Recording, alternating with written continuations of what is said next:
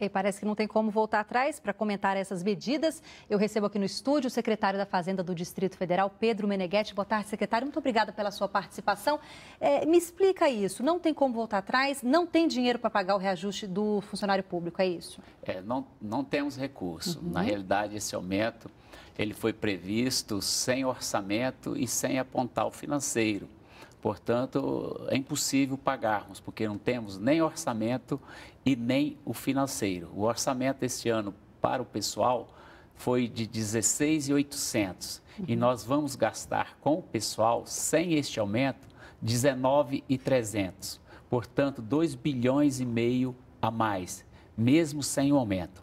A nossa luta até o final do ano é tentar pagar o salário normal de cada mês. É uma luta mensal para chegar no final do mês e conseguir juntar os recursos para pagar o salário normal. E existe previsão para o início do ano que vem ter esse reajuste ou ainda é um mistério? Veja bem, não é um mistério. Na realidade, nós já protocolamos o orçamento do próximo ano ontem na Câmara Legislativa e também, junto com o orçamento, protocolamos vários projetos, dentre eles alguns que ajustam algumas alíquotas de alguns tributos, dentre elas o IPTU, por exemplo, que não é um aumento tributário, e sim um ajuste na base de cálculo. Esses projetos tributários que estão lá na Câmara, dentre eles o IPTU e o outro do comércio eletrônico, por exemplo, nós não vamos sacrificar o contribuinte.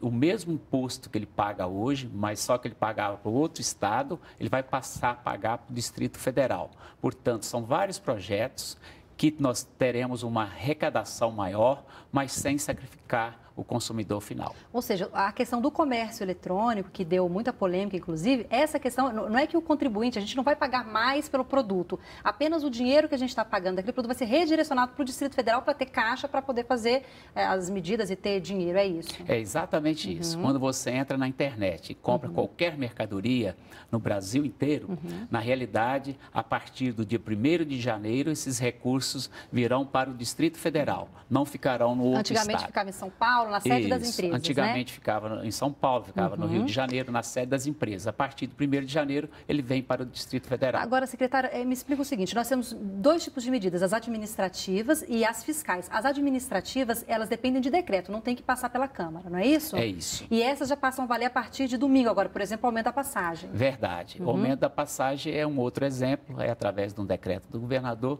Nós temos nove anos que nós não tínhamos aumento de passagem aqui no Distrito Federal. Hoje, o Tesouro do Estado, ele banca por mês 60 milhões de subsídios para poder bancar o transporte coletivo no Distrito Federal.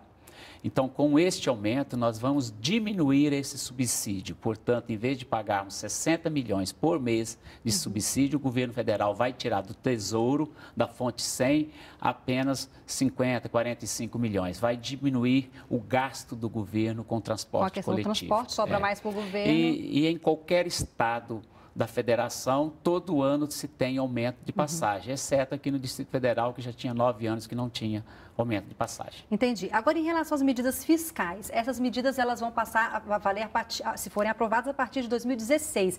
Quais são as principais medidas? A gente tem o aumento do IPTU, é uma, né? Isso. As medidas fiscais, exatamente isso. Todas dependem de lei e depende do princípio da anterioridade e da noventena. Portanto, qualquer projeto, mesmo sendo aprovado este ano, ele passa a valer somente no próximo ano. Por isso, da dificuldade do governo pagar o reajuste esse ano, considerando que as medidas tributárias, as medidas que podem aumentar a receita, mesmo sendo aprovadas, elas valerão somente a partir do próximo ano, a partir do ano que vem.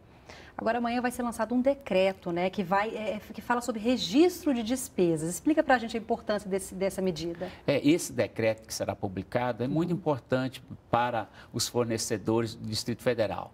Nós estaremos registrando todas as despesas dos exercícios anteriores, de 2013, 2014, 2012, 2010. Com isso, nós estamos falando para os fornecedores que ninguém irá tomar o cano. O GDF não dará o cano em ninguém, irá pagar todos os seus compromissos, mesmo os atrasados. É isso que nós estamos fazendo. Nós estamos garantindo para os fornecedores que, neste momento, nós não temos recurso, mas nós vamos pagar o atrasado. Tá certo. Secretário, te agradeço muito pela participação. Tomara que tudo dê certo aí nesse processo. Muito obrigado pela oportunidade de esclarecimento. Obrigada.